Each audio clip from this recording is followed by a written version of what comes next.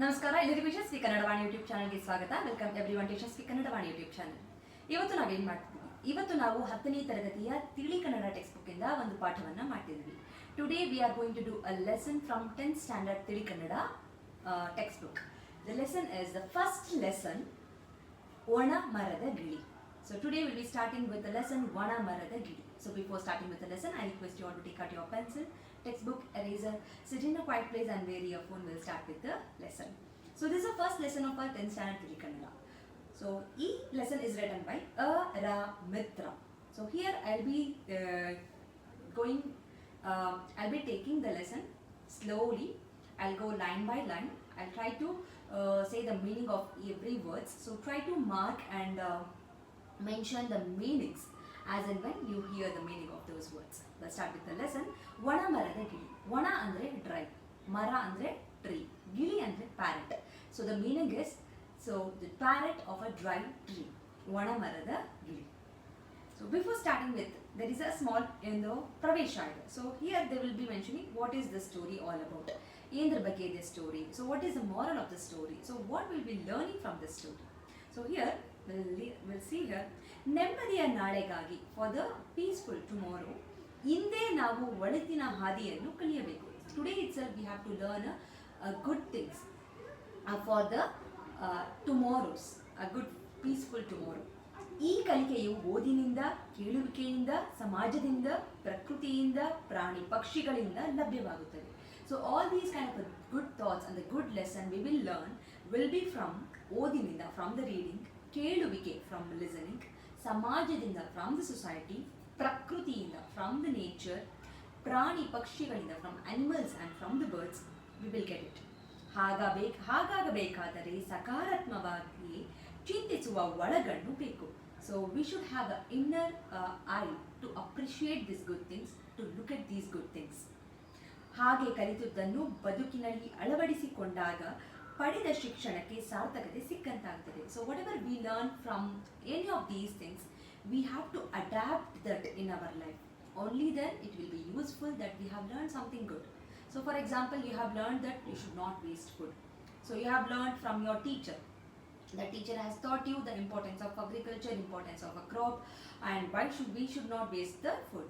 So after listening in the class, if you waste the food in the lunch, what is the use of that? It's the good thing that you have learned from the teacher.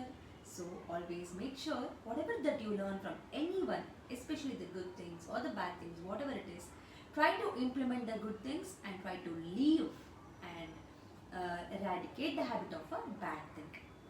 Understood? Yes. So ಪ್ರಕೃತಿಯನ್ನು ಪ್ರೀತಿಸಬೇಕು. We should love the nature.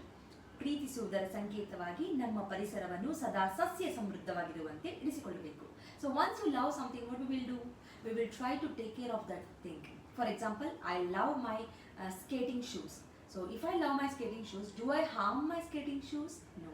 I'll try to keep it safe. I'll wash it every day or I'll clean it every day. I'll keep it in a safe place and I'll take care of it very nicely. In the same way, if you start loving the nature, you won't harm the nature. You won't pollute the water, you won't pollute the air, you won't cut down the trees, you won't pluck the flowers and fruits from the plants. So like this. ನಮ್ಮ ಸರ್ವಾಂಗೀಣ ಬೆಳವಣಿಗೆಗೆ ಕಾರಣಕರ್ತರಾದ ಎಲ್ಲವನ್ನೂ ಕೃತಜ್ಞತೆಯಿಂದ ಗೌರವಿಸಬೇಕು ಎಂಬ ಸಂದೇಶ ಇಲ್ಲಿದೆ. ಸಂದೇಶ ಅಂದರೆ ಮೆಸೇಜ್.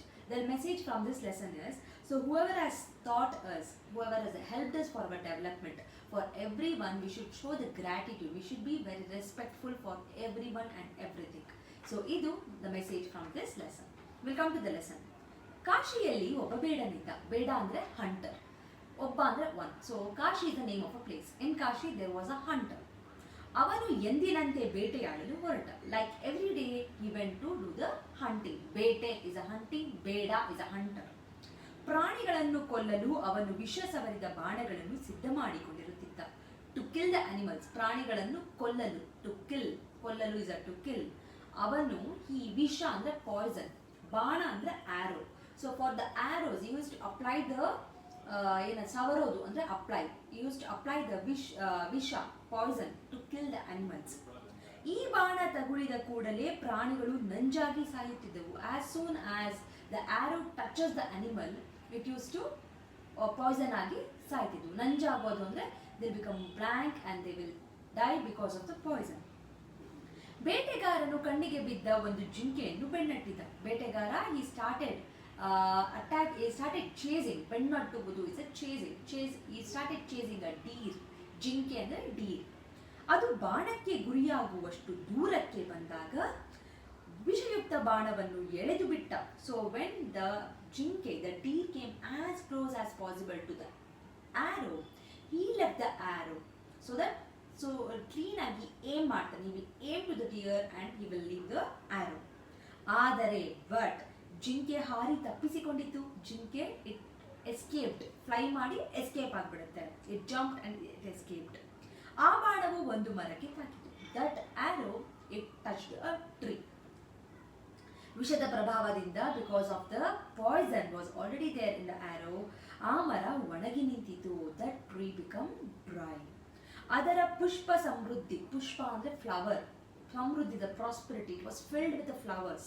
ಫಲ ಸಮೃದ್ಧಿ, ಫ್ರೂಟ್ಸ್, ಹಸಿರಿನ ಸಿರಿ, ದ ಗ್ರೀನರಿ, ಎಲ್ಲವೂ ಮಾಯವಾದವು. Everything vanished. ಮಾಯಾ ಅಂದರೆ ವ್ಯಾನಿಶ್. ಅಲ್ಲಿ ಬಹುಕಾಲದಿಂದ ಫ್ರಮ್ ಲಾಂಗ್ ಟೈಮ್ ಒಂದು ಗಿಳಿ ವಾಸ ಮಾಡುತ್ತಿತ್ತು. One parrot was living there. ಮರ ಒಣಗಿ ನಿಂತರೂ ಗಿಳಿ ಆ ಮರದ ಪೊಟರೆಯನ್ನು ಬಿಟ್ಟು ಹೋಗಲಿಲ್ಲ. Even though the tree was dry, parrot didn't leave the ಪೊಟರೆ. ಪೊಟರೆ in a small hole in the tree. So the parrot didn't leave its home which was a small hole in the tree. ಅಲ್ಲಿ ಸಂಚರಿಸುತ್ತಿದ್ದ ಇಂದ್ರ ಇದನ್ನು ನೋಡಿದ. So Indra is one of the god. Okay. So ಅವನು he started moving around there and he saw this. ಅವನಿಗೆ ಆಶ್ಚರ್ಯವಾಯಿತು. he felt surprised. ಆಶ್ಚರ್ಯ is a surprise. ಗಿಳಿಯನ್ನು ಕರೆದು, ಇಂತಹ ಒಣಮರದಲ್ಲಿ ಏಕೆ ವಾಸ ಮಾಡುತ್ತಿದ್ದೀಯಾ? he called ಗಿಳಿ and he asked, why are you living in this kind of a tree? ಯಾಕೆ ಈ ಮರದಲ್ಲಿದ್ದೀಯಾ ಎಂದು ಕೇಳಿದ. ಆ ಮಾತಿಗೆ ಗಿಳಿ ಹೀಗೆ ಹೇಳಿತು. for that thing ಗಿಳಿ told like this.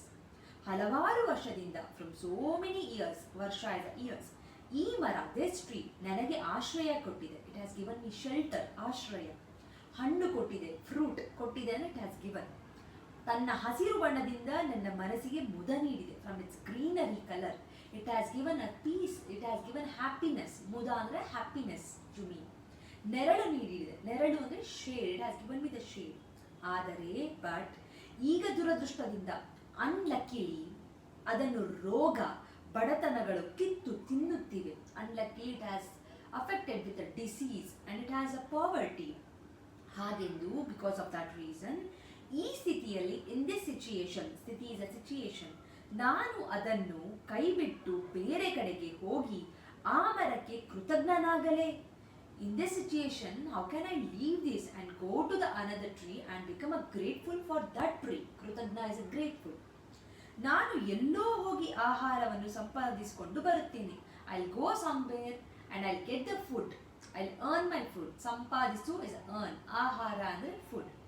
ಆದರೆ ವಾಸ ಮಾತ್ರ ಇಲ್ಲೇ. But I will leave here.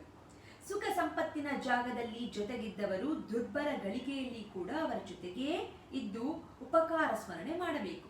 ಸುಖ ಸಂಪತ್ತಿನ ಕಾಲ. So whenever the person is very happy or very fully flourished and rich, will be with the people. But if the person is also in a poverty, we should be with the person. ದುರ್ಬಲಗಳಿಗೆ ಅಂದರೆ poor situation and also we should be with them. ಉಪಕಾರ ಸ್ಮರಣೆ, we should think, we should remember the help that they have done to us when they were in a very good state.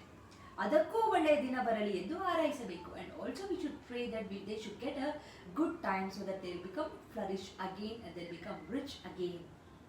ಇಂದ್ರನಿಗೆ ತುಂಬಾ ಸಂತೋಷವಾಯಿತು. Indra become very happy. ಸಂತೋಷ ಅಂದರೆ happy.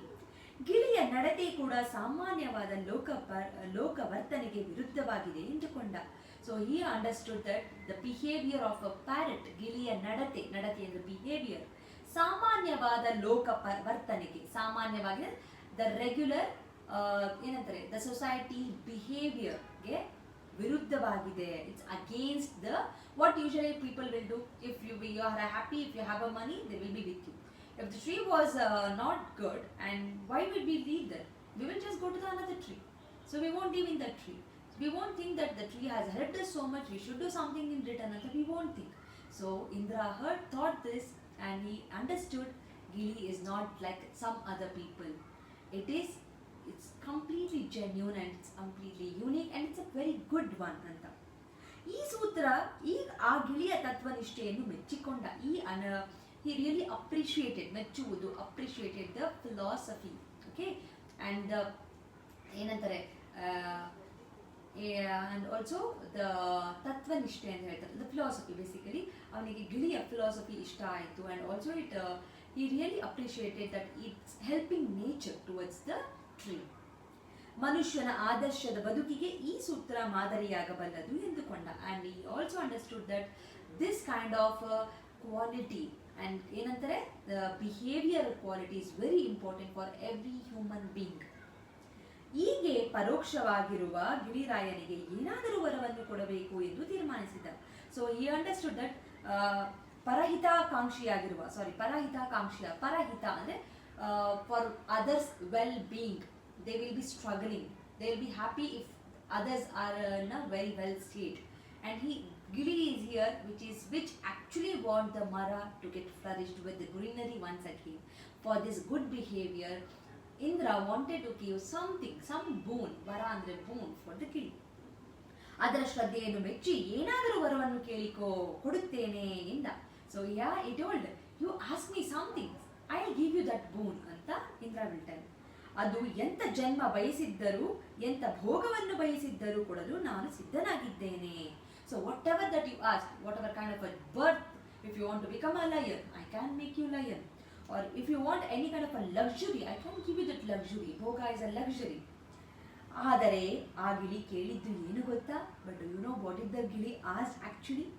Devaraja, the raja, the king of the gods, ವರವನ್ನು ಕೊಡುವ ಇಚ್ಛೆ ಇದ್ದರೆ, if you wanted to give and if you wish to give me a boon, ಈ ಮರಕ್ಕೆ ಮೊದಲಿನಂತೆ ಹಸಿರಿನಿಂದ ನಳನಳಿಸುವ ಫಲಪುಷ್ಪ ಭಾರದಿಂದ ಬೀಗುವ ನೆರಳು ಕೊಡುವ ವರವನ್ನು ದಯಪಾಲಿಸು. If you wanted to give any kind of a boon, then ಈ ಮರಕ್ಕೆ for this tree like before, ಮೊದಲಿನಂತೆ ಹಸಿರಿನಿಂದ ನಳನಳಿಸುವ, ಹಸಿರು ಅಂದರೆ the greenery, it has to fill with the greenery.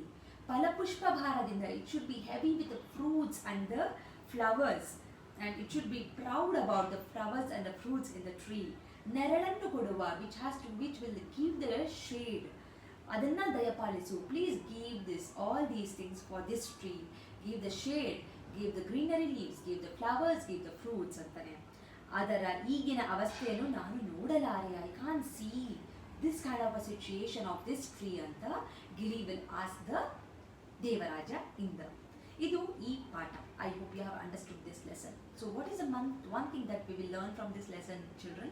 The one thing that we learn is, whoever has helped us in our bad situation, in our struggling situation, in our difficult situation, do not leave their hand.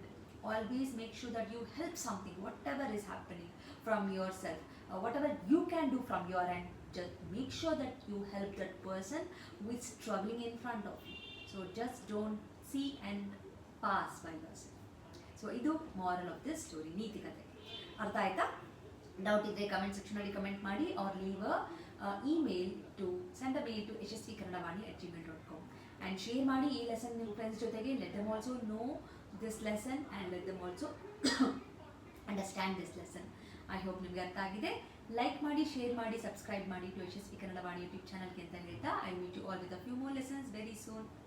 ನಮಸ್ಕಾರ. From Yashaswi Kannada Vaani, there are many e-books that is being launched, even for children as well as adults. So for adults, the Spoken Kannada ebook part 1 is being launched, and the link for this is mentioned in the description box. Please go check it out, the description box, and purchase the book. The one specialty thing of this book is in a colloquial version, and this is the one and only book and the first book which is available in the market which is in a colloquial version, just not in a written version. Make use of this book, along with also follow my Instagram page to get the Spoken Kannada lessons for the adults. I hope this will be very useful for you, and the book is in a very affordable price. And for children, there are storybook level 1, level 2, vocabulary book, and the tense book is been there. Please make use of these ebooks. Again, link for all these books is been mentioned in the description box. Please go check out the description box and make use of these books. These books will help your children to make the sentence structures in a proper way, improves their language fluency, improves their vocabulary in a language, and actually it will bring too much of interest to them in Kannada learning. So make use of these books for your children. And there are workshops which is available in the YouTube itself in a playlist named Workshop 1 and Workshop 2. If your child is really struggling with the basics like a Varnamala, Kagunita, Vattakshura, Arkavali, and words, make use of these workshop. Link for these workshop is mentioned in the description box. Please make sure you will go to the description box and use all these links. Workshop is a free of cost. It is available in the YouTube itself, and all the ebooks it will be. You have to pay and use those books. There is a sample copy for everything. You can just look into the sample copy and you can purchase. Like ಮಾಡಿ, share ಮಾಡಿ, subscribe ಮಾಡಿ. So knowledge will gain only by sharing the knowledge. So children, if you have learned something, teach to your friends also, and this will help you in your gaining the knowledge. So thank you so much, and if you are not subscribed to the channel, subscribe ಮಾಡ್ಕೊಳ್ಳಿ. Click on the notification, so that click on the bell link so that you will get notified as and when I upload the videos. Thank you so much. I'll meet you all ಅಂತ ಹೇಳ್ತಾ ಧನ್ಯವಾದ.